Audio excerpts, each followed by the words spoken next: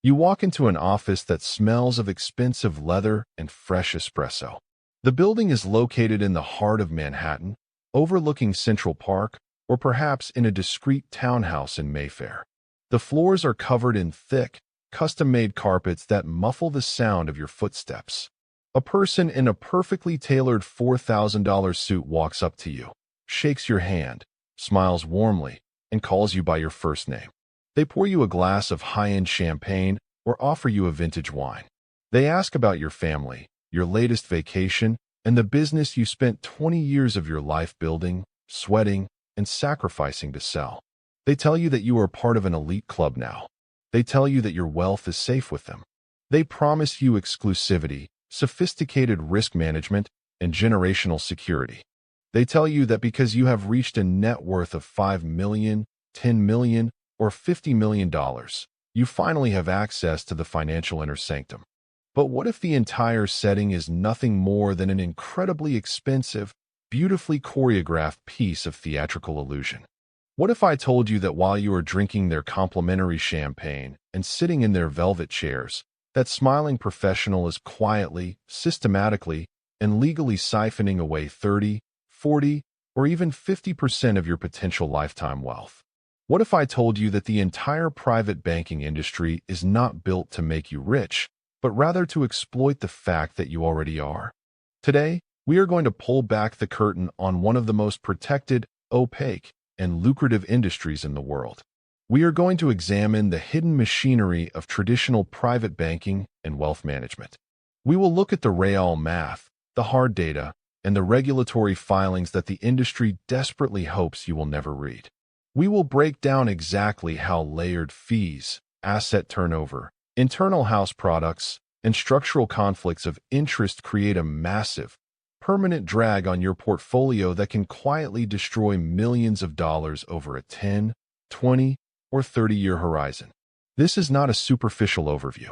This is an analytical, mathematical dissection of a system designed to transfer wealth from your family's balance sheet directly onto the bank's income statement. If you have $500,000 or more invested in the traditional financial system, what you are about to hear is not just an educational video. It is a critical financial intervention. To understand why the system is fundamentally broken for the investor, you must first understand the true nature of the person sitting across the table from you. In marketing brochures, they are called wealth directors, private client advisors, or portfolio managers. But deep within the internal departments of the bank, where the public never looks, they are called by their real name: hunters. The traditional private banking model does not evaluate or reward professionals based on the performance of their clients' portfolios. If a banker achieves an extraordinary 12% annual return for their existing clients, but fails to bring in new money, that banker is viewed as a failure by the institution. Their bonuses will be cut, their status will drop, and they will eventually be managed out of the firm. Conversely, if a banker's clients suffer terrible underperformance due to market timing errors and high fees, but that same banker successfully convinces 10 new wealthy families to transfer their assets to the bank that year, that banker is celebrated as a top performer. They are flown to exclusive internal retreats, given massive commission checks, and promoted up the corporate ladder. This is because traditional wealth management is not an investment business. It is a sales and asset gathering business. The primary metric that governs the entire industry is AUM, assets under management. The bank makes money based on a percentage of the total volume of capital they control, not on the net wealth they create for you. This structural reality creates a deep, unbridgeable chasm between your interests and your banker's incentives. Your goal is to maximize your net return while minimizing your risk and your expenses. The bank's goal is to maximize the amount of capital you deposit, maximize the fees they can extract from that capital, and minimize the time and money it costs to retain you as a client. This asset-gathering machine operates through a highly strategic, psychological process known as the client acquisition cycle. It begins long before you ever receive a phone call. Private banks employ specialized intelligence and data analytics teams whose sole job is to monitor public and private markets for what the industry calls liquidity events. Let us look at a concrete case study to see how this plays out in the real world. Consider the case of an entrepreneur we will call Robert. Robert spent 25 years building a specialized logistics company in the Midwest.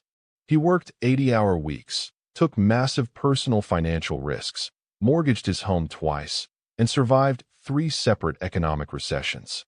Finally, a major private equity firm offers to buy his company for $25 million. The moment the letter of intent is signed and the public regulatory filings or industry transaction databases like CF News or PitchBook are updated, Robert's name flashes on the dashboards of 10 different private banks across the country. To the banking system, Robert is no longer a human being or a visionary builder. He is a $25 million target. He is a collection of potential management fees waiting to be captured. Within 48 hours, Robert's phone begins to ring. He receives beautiful, handwritten letters delivered to his office. He receives invitations to charitable galas, celebrity golf tournaments, and intimate dinners with elite political and business figures. This is the hunting phase, a carefully calculated seduction designed to find what insiders call the emotional chord. The banker's first objective is not to talk about asset allocation or economic theory. It is to build rapport, to discover Robert's insecurities, his desires, his pride, and his fears for his children's future. Once the banker establishes this emotional connection, they deploy the army of experts tactic. The banker tells Robert that because his wealth is now complex, a simple advisor is not enough. They schedule a massive meeting at the bank's regional headquarters. When Robert walks into the boardroom, he is met by a parade of professionals, a senior tax attorney, a corporate restructuring specialist, an international estate planner, a chief investment officer, and a private equity specialist. This is professional theater at its highest level. The bank is intentionally overwhelming Robert with intellectual prestige. They present him with a massive, beautifully bound leather dossier containing over 70 pages of complex colored charts, Monte Carlo simulations, and dense legal terminology. The underlying psychological message to Robert is clear. Your money is too complicated for you to understand. You are out of your depth. You cannot handle this alone. You must surrender control to us. This intense deployment of resources serves another hidden purpose, the psychological mechanism of forced reciprocity. The bank spends thousands of dollars hosting Robert, flying in specialists, and generating massive documents before he has paid them a single dime. Robert looks at the 10 highly educated professionals sitting around the table who have spent weeks working on his file, and he feels a deep, subconscious sense of obligation. He feels that it would be rude, ungrateful, or foolish to walk away after they have done so much work for him. He feels captured by their apparent dedication. What Robert does not realize is that this entire display is a standardized, highly repeatable sales protocol. The 10 experts he sees during the seduction phase are actors who will disappear the moment his $25 million are wired into the bank's accounts. Once the deal is signed, Robert will almost never see the chief investment officer or the senior estate planner again. They will move on to the next target, leaving Robert's life savings in the hands of a junior account manager whose primary job is to answer the phone and keep him happy while the bank's internal machinery extracts its toll. To truly understand how this toll is extracted, we must look past the superficial marketing and analyze the real math of wealth management fees. When Robert sits down to discuss the cost of the bank's services, the banker smiles and says, "We charge a simple, transparent fee of 1.25% per year for our discretionary wealth management services. It is fully aligned with your success. If your portfolio grows, we make more money. If it shrinks, we make less." To an entrepreneur like Robert, 1.25% sounds completely reasonable. It sounds like a minor, negligible cost of doing business. But this is where the mathematical deception begins. The 1.25% fee is not a fee on your profits. It is an annual fee on your total asset base. It is a wealth tax extracted by a private corporation every 12 months, regardless of whether the bank makes you money or loses you money. Furthermore, that 1.25% is merely the entry fee. It is what the industry calls the wrapper fee or the surface fee. It is the visible tip of a massive, submerged iceberg of expenses. To understand the true cost, we must look at the hidden layers that are built into traditional discretionary management accounts. The first hidden layer is the fee embedded within the investment products themselves. When a private bank takes control of your money under a discretionary mandate, they do not simply buy individual stocks and bonds for you. Instead, they take your money and use it to buy shares in various mutual funds, alternative investment vehicles, and structured products. Each and every one of these funds carries its own internal management fee, known as the expense ratio. These internal fees typically range from 0.8% to 1.5% per year. But here is the conflict that the bank will never voluntarily disclose. In a traditional private banking system, the gerent or portfolio manager is heavily incentivized and often directly ordered by management to select house funds. These are mutual funds and investment products managed internally by the bank's own asset management division. Let us look at how this works logistically. The private banking arm of the bank sits on the 4th floor of the building. The asset management arm sits on the 5th floor. The professionals on the 4th floor take Robert's $25 million and invest 40% of it into mutual funds managed by their colleagues on the 5th floor. On paper, the bank claims that these funds are selected because they represent institutional-grade excellence. In reality, they are selected because it allows the bank to double-dip on fees. They charge Robert 1.25% on the 4th floor for strategic asset allocation, and then they charge him another 1.2% on the 5th floor for active fund management. Even when the bank uses external funds from other financial institutions, they often engage in a practice known as retrocessions or kickbacks. The external fund manager pays a portion of their fee back to the private bank as a reward for placing client capital into their fund. This means the bank's choice of where to invest your money is not guided by what will deliver the highest return for you, but by which fund provider pays the highest kickback to the bank. The second hidden layer is the cost of asset turnover and transaction execution. Under a discretionary mandate, the bank has the legal authority to trade your portfolio without your prior approval. This leads to a phenomenon known as churning. The bank's internal trading desks charge transaction fees, brokerage commissions, and currency markup fees every single time a stock or fund is bought or sold. To justify their 1.25% wrapper fee, the bank needs to look busy. If they simply bought a diversified basket of low-cost assets and held them for 10 years, you would eventually look at your statement and ask, why am I paying you tens of thousands of dollars every year when you aren't doing anything? To prevent this question, the portfolio manager must constantly react to the daily noise of the financial media. They must buy the latest hot technology sector, sell Europe because of geopolitical tension, move into defensive commodities, and rebalance the portfolio every quarter. Every single one of these movements generates transaction costs that are quietly deducted from your account.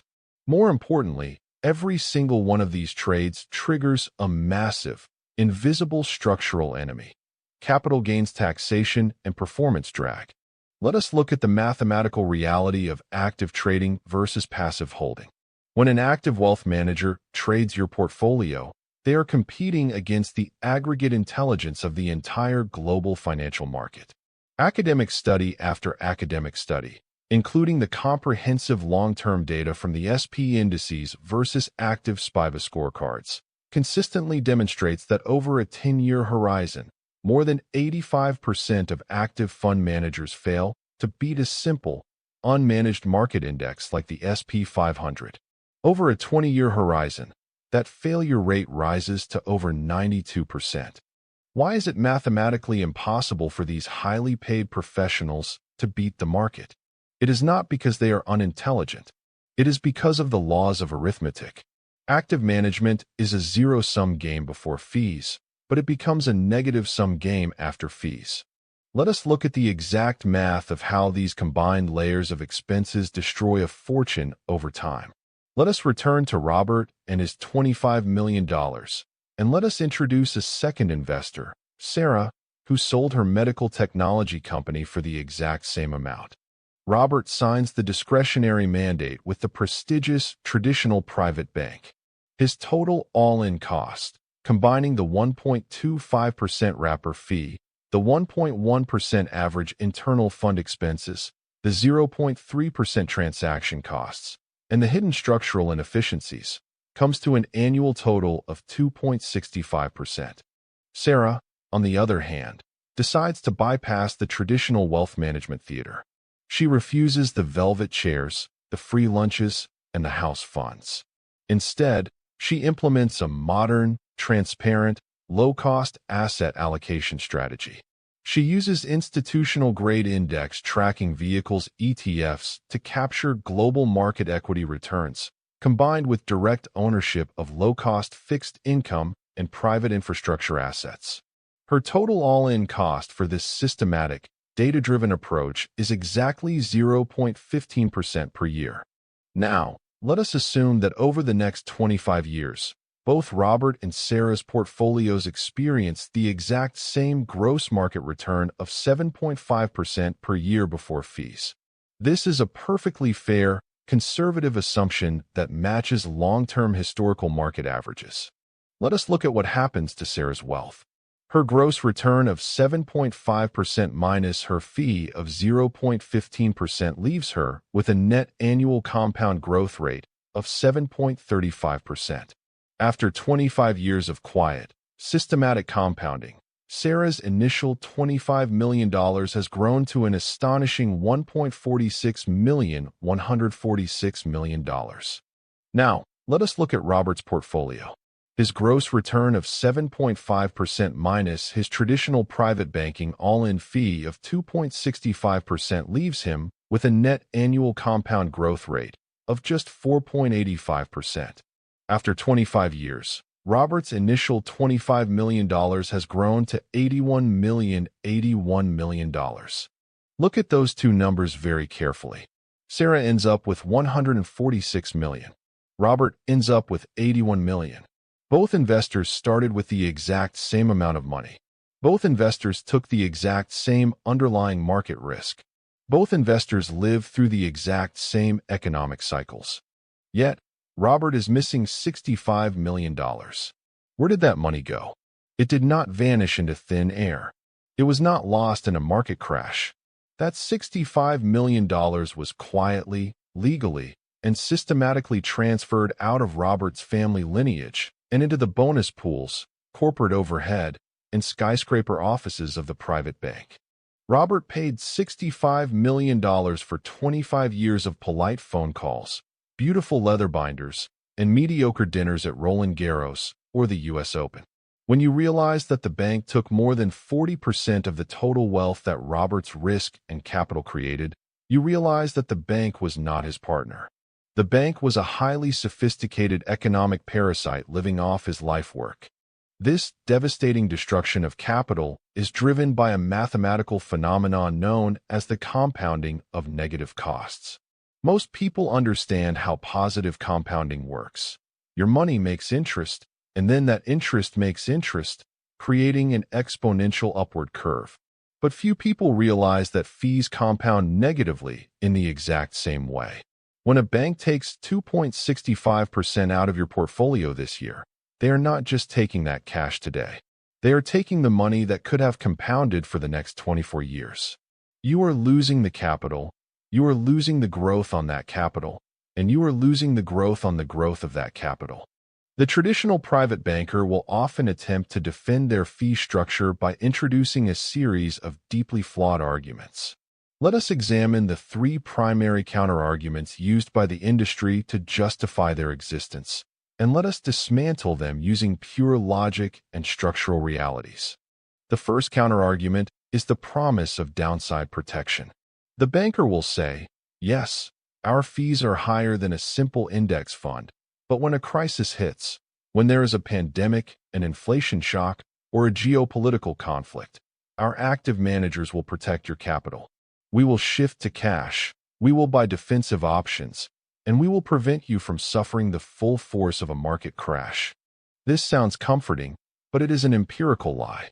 When major market crises occur, the performance of active private bank portfolios consistently collapses in tandem with, or worse than, the broader market indices.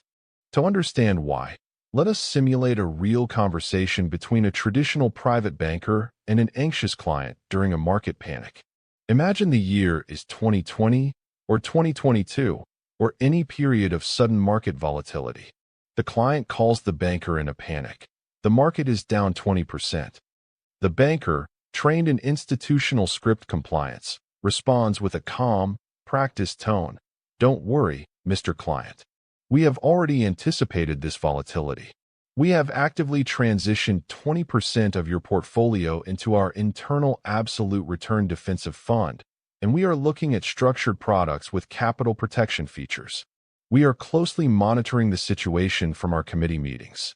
What the banker is actually doing in that moment is managing the client's emotions so they do not withdraw their money from the bank. They are not protecting the capital, they are protecting the AUM. Moving to cash or buying defensive options after a crash has already occurred is the classic mistake of buying high and selling low. Furthermore, the structured products they offer as protection are among the most profitable vehicles for the bank and the most disastrous for the investor. A structured product is essentially a complex derivative contract wrapped inside a banking note. The bank promises you that if the stock market goes up, you get a portion of the gain, but if the market goes down, your principal is protected. What they do not tell you is the extreme cost of the embedded options within that note. The bank takes your money, buys a simple option, sells a different option, and pockets a massive 3 to 5% upfront structuring margin. They also keep all the dividends that the underlying stocks produce during that period. You are taking the credit risk of the bank, sacrificing your dividend yield, capping your upside potential, and paying an exorbitant hidden fee, all for an illusion of safety that could be achieved far more efficiently and cheaply through a simple, custom allocation of short-term government bonds. The second counterargument used by private banks is their claim of providing exclusive access to alternative asset classes, specifically private equity, venture capital, and private real estate. The banker will tell you, the public equity markets are efficient and crowded. The real wealth is being created in the private markets before companies go public. Because you are a client of our prestigious institution, we can give you access to elite private funds that ordinary investors can never enter.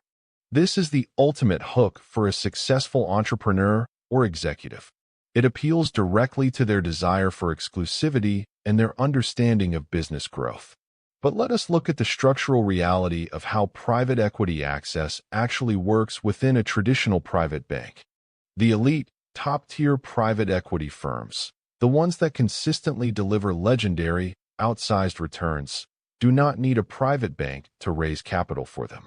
Sovereign wealth funds, massive state pension funds, and multi-billion-dollar endowments are constantly knocking on their doors, begging to give them billions of dollars.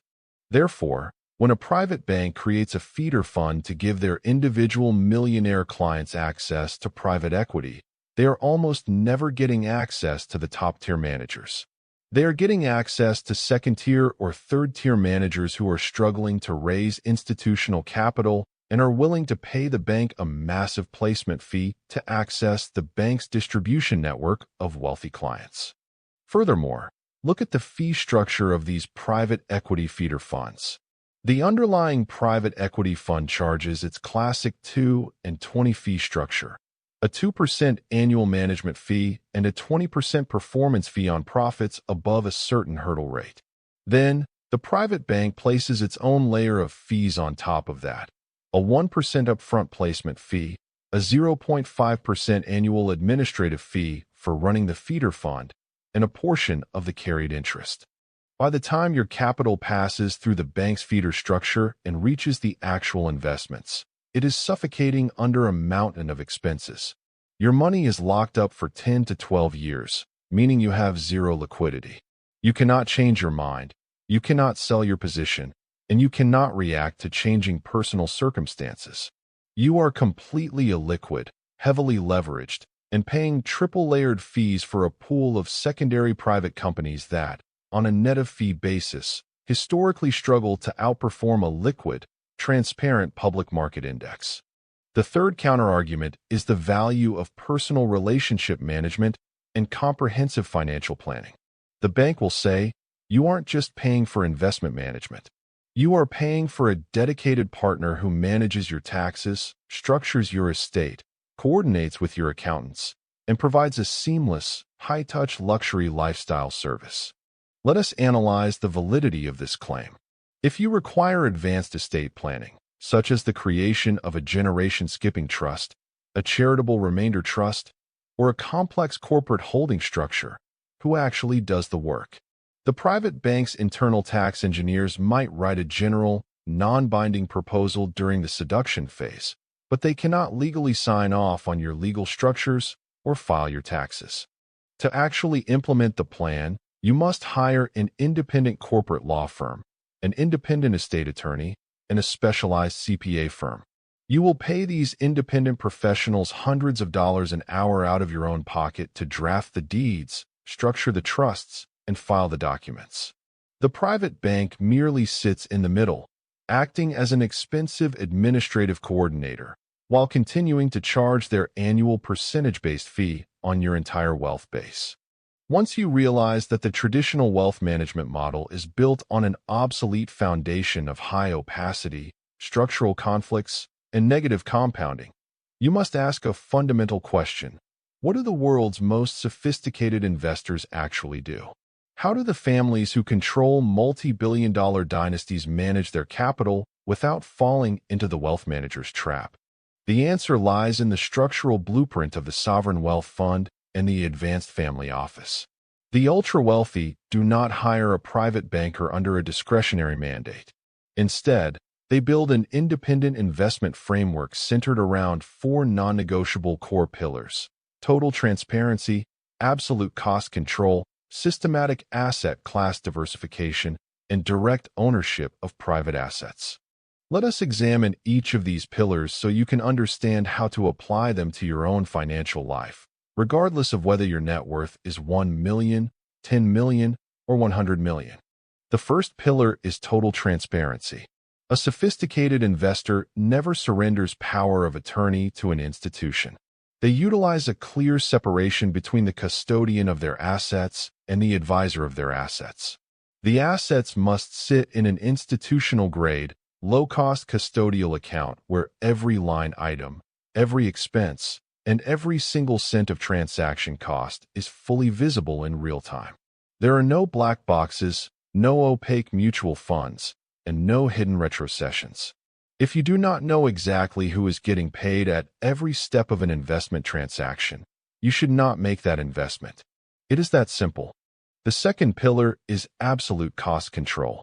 Sophisticated capital understands that in a world of volatile market returns, expenses are the only component of the investment equation that you can control with 100% certainty. Every dollar you save in fees is a dollar that compounds directly on your balance sheet. Therefore, the core engine of public equity and fixed income exposure must be constructed using ultra-low-cost, highly liquid index tracking vehicles, such as institutional ETFs.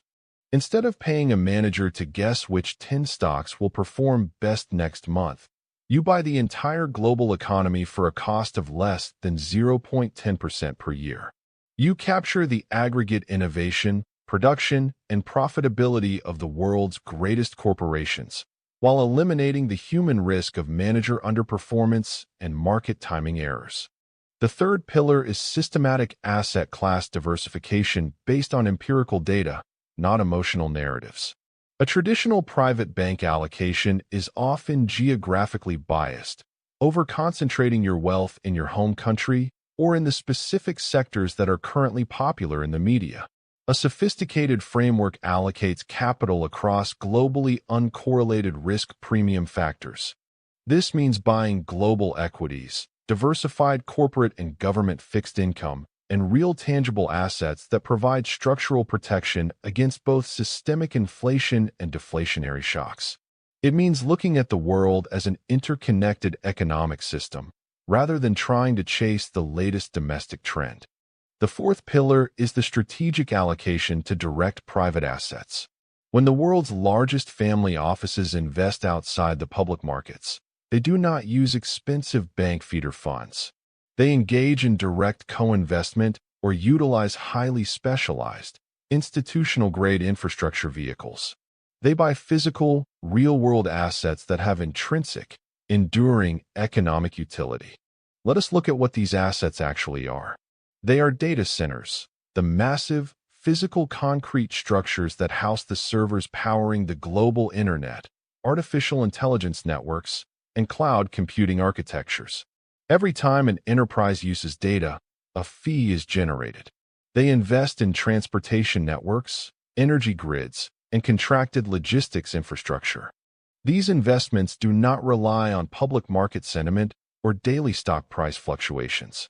They are driven by long-term, inflation-linked commercial contracts. They provide stable, predictable, capital-gaining cash flows that grow alongside global population and economic expansion. Most importantly, they are clean, direct investments that are free from the layers of banking fees and active management churn that destroy the value of traditional alternative products. We are living through a profound, historic shift in the financial landscape. The year is 2026, and the traditional model of the opaque, high-fee private bank is an administrative relic of the 20th century. The era when a financial institution could hide performance drag behind a veil of prestige, expensive lunches, and beautiful mahogany boardrooms is officially over. Technology, data democratization, and regulatory changes like the implementation of enhanced fee disclosure standards have completely shattered the bank's monopoly on information. Today, you no longer need to pay an institutional middleman an annual wealth tax just to gain access to the global financial system. You have the tools, the platforms, and the mathematical proof required to build a sophisticated, institutional-grade financial legacy on your own terms. The choice before you is stark, and it is a choice that will determine the financial trajectory of your family for generations to come. On one side is the traditional path, the path of surrender. You can stay with your traditional private bank. You can continue to accept their polite phone calls, sit in their velvet chairs, and enjoy their complimentary champagne. But you must be honest with yourself about what that lifestyle costs. You must accept that you are voluntarily sacrificing 40% of your lifetime wealth creation to fund their corporate overhead and bonus structures. You must accept that you are choosing the illusion of exclusivity over the reality of mathematical optimization. On the other side is the modern path, the path of ownership. You can choose to step out of the velvet cage. You can demand total transparency, absolute cost control, and a systematic focus on what actually drives long-term compounding. You can look at your wealth not as an AUM target for a bank salesperson, but as a sovereign economic empire that belongs exclusively to you and your heirs. It is time to look at your financial reality in the mirror. It is time to run the numbers, calculate your true all-in expenses, and look at your net performance over the last 5, 10, or 15 years. If you are ready to stop being a passive client of an obsolete system and start being a sovereign investor of the modern era, the tools and the framework are waiting for you. The link in the description below gives you direct access to an advanced, independent portfolio diagnostic protocol. This is not a sales presentation disguised as advice. It is a rigorous, objective mathematical mirror designed to expose every hidden layer of fees, every product conflict, and every source of performance drag currently embedded in your traditional accounts. Take control of your capital. Stop paying for your banker's lifestyle and start building your own legendary financial dynasty. Click the link, run the numbers, and step into the new era of wealth management today.